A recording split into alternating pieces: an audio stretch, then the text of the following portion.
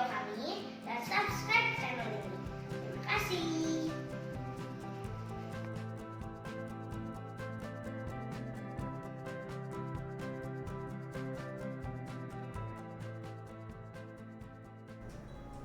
Hai Sobat Cerdas dan Kreatif dimanapun Anda berada, jumpa lagi bersama saya Kak ZP. Ya, ada sapaan baru untuk teman-teman semua, yaitu Sobat Cerdas dan Kreatif. Mengapa?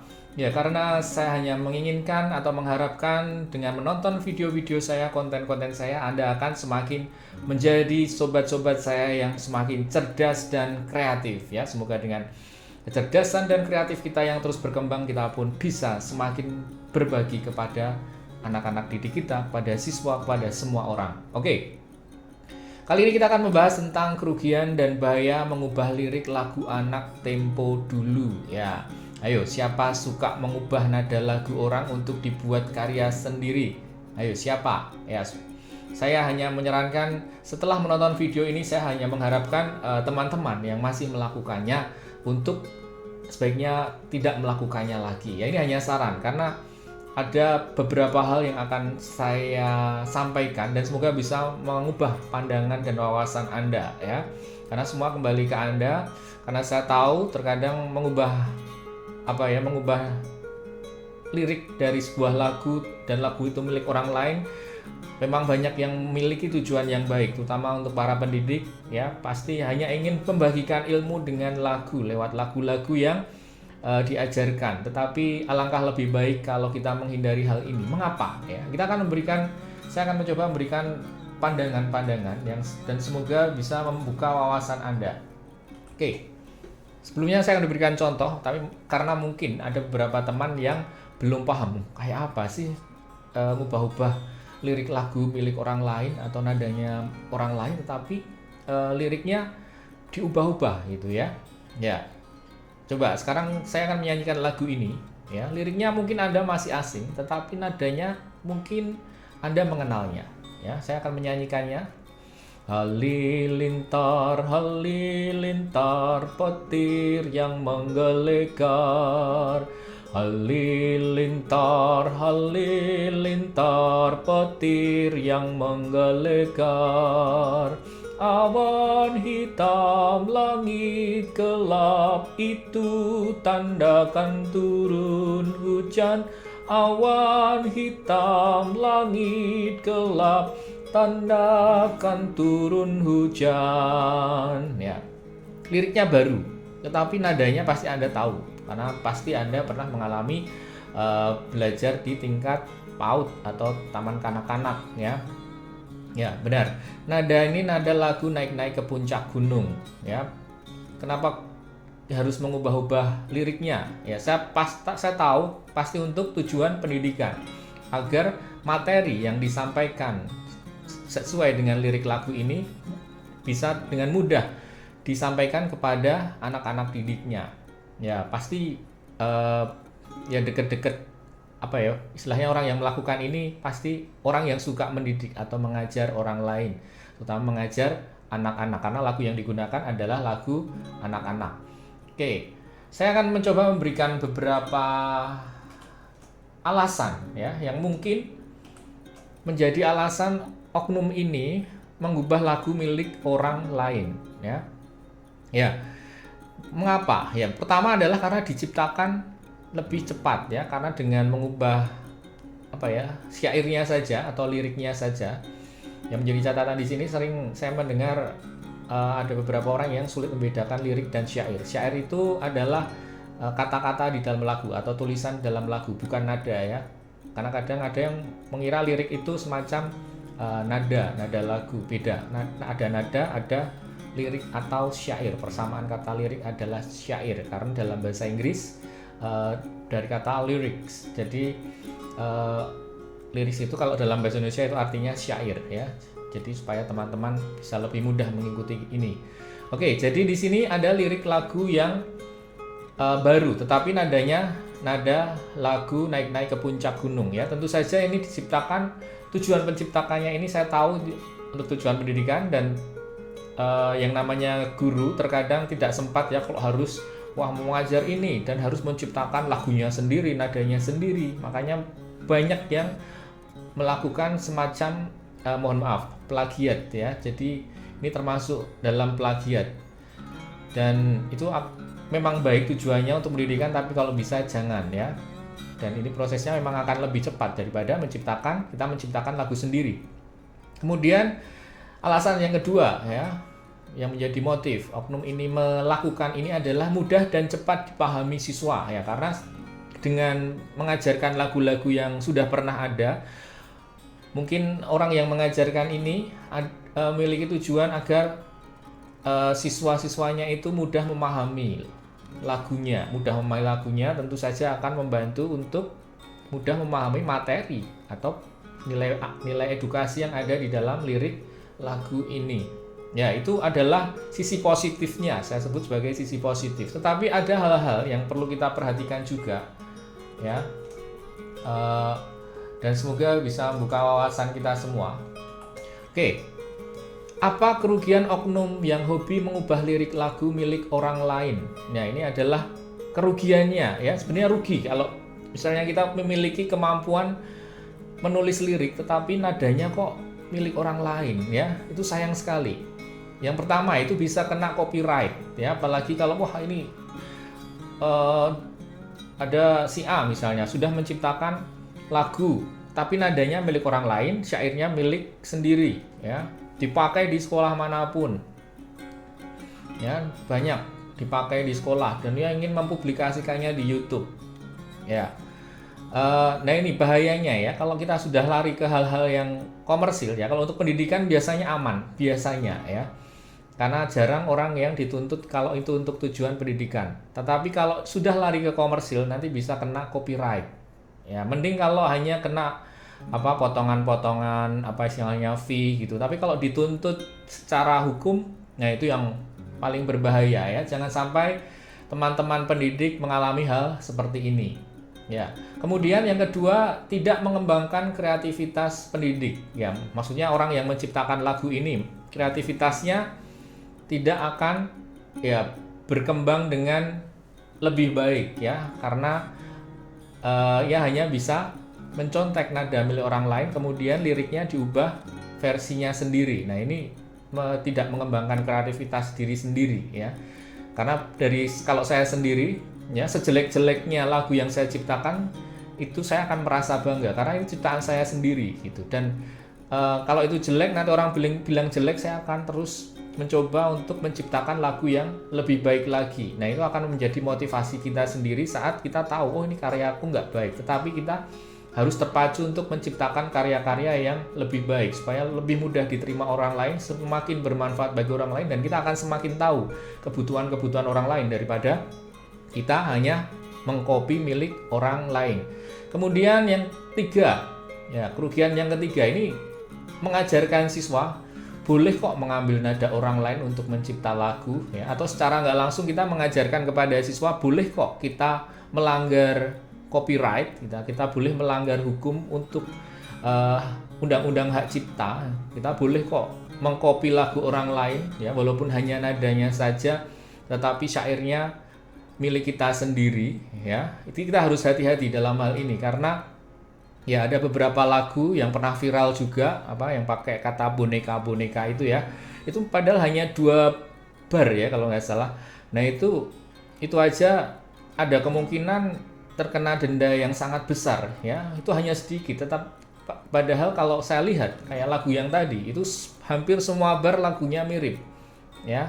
Dan itu kalau misalnya lari ke YouTube, diproduksi di YouTube kemudian di-share, banyak yang suka, keuntungannya besar, bisa-bisa tidak dapat untung apa-apa atau bahkan bisa terkena urusan hukum ya. Jangan sampai kita seperti itu dan jangan sampai kita mengajari anak-anak didik kita untuk istilahnya dengan bebas mengubah-ubah syair atau lirik lagu orang lain tanpa izin ya, apalagi tanpa izin. Kemudian kerugian yang keempat, siswa nyaman dengan lagu tempo dulu ya. Kalau kita banyak mengajarkan ya lagu-lagu lama, it's okay lah kita ajarkan lagu-lagu lama. Tetapi lagu-lagu yang baru pun nadanya sama dengan lagu-lagu lama. Nah ini bagaimana nanti anak-anak ya seleranya ya sesuai dengan selera yang lama saja, mereka tidak punya kreativitas untuk mengembangkan diri dengan lagu-lagu yang baru. Padahal banyak sekarang ya bertebaran lagu-lagu edukasi yang bisa diajarkan ke anak-anak didik. Tinggal seorang pendidik itu mau nggak gitu, mau nggak untuk menggunakan lagu-lagu tersebut semaksimal mungkin agar bermanfaat bagi anak-anak didiknya. Ya memang butuh perjuangan karena harus belajar dulu dan harus mengajarkan kepada siswa pun bukan hal yang mudah ya, tapi pasti ada gunanya bila kita mempelajari hal-hal yang baru dan menciptakan hal-hal yang baru. Kemudian kerugian yang kelima, kreativitas dan kecerdasan bermusik siswa kurang berkembang. Ya, ini hampir sama ya, 4 dan 5 ini. Yang terpenting adalah bila kita mengajarkan lagu-lagu dengan nada lagu yang lama ya, anak-anak kreativitas bermusiknya ya hanya sampai di situ gitu. Jadi tidak ada pembaruan lagi bagaimana menciptakan lagu-lagu edukasi yang semakin baik dan sesuai dengan perkembangan zaman ya, karena nada-nada lagu sendiri kalau seiring dengan perkembangan zaman itu sangat berbeda ya. Jadi kalau yang lama kayak gini, tapi yang baru itu kayak lagu apa yang Baby Shark gitu ya, nadanya pasti beda daripada lagu-lagu yang nada lagu edukasi yang lama. Oke, sekarang kita akan mencoba melihat dari sisi ini. Belajar lagu baru dengan nada baru itu penting ya. Mengapa penting ya? Yang pertama, ini bisa dikomersialkan ya. Tadi sudah saya sampaikan ya. Jadi kalau kita menulis syair lagu versi kita sendiri tapi digabungkan dengan nada lagu milik orang lain, lagu-lagu yang sudah populer, itu akan sangat sulit untuk dikomersialkan dan itu sangat sayang sekali ya. Padahal tadi itu liriknya bagus sekali, tinggal bagaimana kita bisa mengganti atau menciptakan nada lagunya versi kita sendiri. Memang butuhkan waktu yang lama, tetapi kalau itu nanti kita menggunakan karya orang lain, nah ini tidak bisa dikomersialkan ya. Jadi ya hanya sampai di situ saja ya. Tapi memang kebanyakan pendidik yang mengubah lagu milik orang lain tidak punya tujuan yang macam-macam. Misalnya untuk dikomersialkan itu sangat sedikit. Tetapi kalau lagu ini nanti punya tujuan, lagu ini harus menjadi komersil, harus bisa diterima orang dan aku bisa mendapatkan berkah dari apa yang sudah saya ciptakan, ya kita harus menjaga kemurnian karya kita sendiri ini. Jangan sampai ada campur tangan dari karya orang lain ya. Atau sekalian aja Anda kerjasama dengan seorang musisi ya, jadi berdua menciptakan lagu, Anda yang membuat syairnya, kemudian musisi ini membuat nadanya. Nah itu akan lebih baik ya. Kemudian yang kedua, kreativitas kita pun akan menjadi berkembang ya. Jadi kalau kita terbiasa menciptakan lagu ya, seperti pengalaman saya sendiri, lagu yang mungkin menurut orang lain nggak baik, ya nggak apa-apa, itu menjadi pelajaran bagi kita supaya menciptakan lagu yang semakin baik ya. Kalau kita sudah stuck menggunakan karya orang lain, biasanya kita tidak akan termotivasi untuk membuat lagu yang lebih baik, karena kita hanya bergantung kepada orang lain, bukan karena kemampuan kita sendiri. Kemudian yang ketiga, tidak memberikan teladan yang tidak baik kepada siswa. Ya, itu ya. Jadi kalau kita secara khusus menciptakan karya sendiri kemudian kita ajarkan ke anak-anak didik kita, ataupun kita menggunakan lagu orang lain, ya murni ini punya orang lain dan kita ajarkan kepada anak-anak didik kita, itu tidak masalah ya. Karena tidak memberikan teladan yang buruk atau tidak baik kepada siswa ya, khususnya dalam hal pelanggaran hak cipta ya. Bagaimanapun sebuah karya itu adalah hasil dari jerih payah, walaupun jerih payah itu bukan berupa jerih payah keringat yang harus bekerja keras, tetapi jerih payah memperkaya diri dalam hal inspirasi ya, banyak membaca buku, banyak belajar pengalaman, dan dituangkan dalam bentuk suatu karya ya, bisa karya lagu, puisi. Nah itu makanya hak cipta suatu karya itu sangat-sangat dilindungi ya. Itu mengajarkan kepada anak-anak didik kita agar menghargai itu ya, tidak hanya menghargai hal yang kelihatan fisiknya saja, tetapi dalam bentuk karya yang membutuhkan perjuangan untuk menciptakannya. Ya, kemudian yang keempat, perbendaharaan lagu siswa semakin banyak ya. Semakin banyak perbendaharaan lagu yang siswa kuasai, maka mereka pun akan semakin kaya akan inspirasi ya, perkembangan kecerdasan musikal mereka semakin cepat berkembang, kosakata yang mereka miliki semakin banyak seiring dengan lagu-lagu baru yang mereka kuasai ya. Bahkan ya kalau kita lihat dari segi musik dan lagu edukasi, ada banyak sekali manfaat yang bisa kita sampaikan kepada siswa, pada anak-anak didik kita ya, dalam hal karakter, kecerdasan, dan kesehatan, bahkan ya kalau kita melakukan gerak dan lagu, dan manfaat-manfaat yang lainnya. Oke, kemudian ya untuk mengatasi hal ini sebenarnya masih banyak hal-hal yang ingin saya sampaikan, tapi nanti akan saya sampaikan dalam materi yang lain ya, untuk membantu teman-teman supaya menghindari ya, terutama yang pertama adalah menghindari menciptakan lagu sendiri dengan nada lagu milik orang lain, itu harus kita hindari. Yang kedua, menggunakan lagu milik orang lain ya, dan dengan lirik lagu yang sudah diubah-ubah ya, sudah diobok-obok, sehingga ya memang tujuannya baik tadi ya, tetapi kalau bisa jangan ya. Nanti saya akan mengajari, akan memberikan edukasi pada teman-teman semua supaya menghindari hal itu, sehingga anak-anak didik kita pun akan menghindari juga hal-hal yang berbau plagiat ya. Kemudian yang ketiga, ya nanti ini materi-materinya saja ya, poin-poinnya yang akan saya sampaikan untuk menghindari hal-hal tadi, yaitu yang pertama adalah tips mencipta lagu anak ya. Kemudian yang kedua, cara efektif menguasai dan mencipta lagu ya, karena lagu perlu kita kuasai juga, dan untuk menciptakan lagu yang baru kita juga butuh kecepatan, keefektifan dalam menguasai suatu lagu juga ya. Nanti ada tips-tipsnya sendiri. Yang ketiga adalah tips cepat menguasai lagu baru ya. Kemudian yang keempat, tips cepat mengajarkan lagu-lagu baru kepada siswa ya. 4 poin ini nanti saya akan mencoba untuk ya mengajarkan kepada teman-teman. Memang saling berhubungan sebenarnya, tetapi untuk mempersingkat waktu dalam setiap video ya, supaya menghindari durasi yang terlalu lama, saya akan mencoba mengulas atau mengupas satu persatu, sehingga teman-teman ya walaupun sedikit demi sedikit, tapi teman-teman bisa mendapatkan ilmu yang baru. Oke.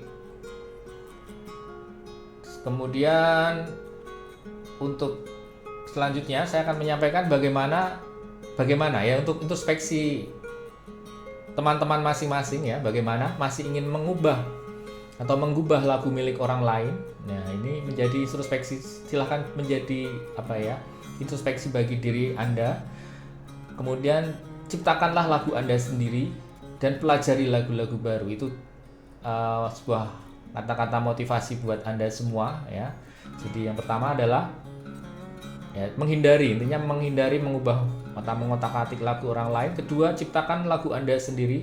Yang ketiga adalah pelajarilah lagu-lagu yang baru, karena itu semuanya akan saling berhubungan. Oke, jadi begitu teman-teman dari saya, dan semoga apa yang kita pelajari ini bermanfaat ya bagi kita semua, khususnya dalam pengembangan lagu-lagu edukasi, supaya lagu-lagu edukasi benar-benar bisa membawa anak-anak Indonesia menjadi anak yang cerdas, kreatif, berkarakter, dan memiliki nilai-nilai yang mereka pegang sebagai warga negara Indonesia. Oke, demikian. Terima kasih untuk teman-teman yang sudah menonton. Jangan lupa subscribe, kemudian like video ini, bunyikan notifikasinya, dan share sebanyak-banyaknya supaya informasi ini, tips ini benar-benar semakin bermanfaat bagi lebih banyak orang. Sampai jumpa lagi, Sobat Cerdas Kreatif. Bye.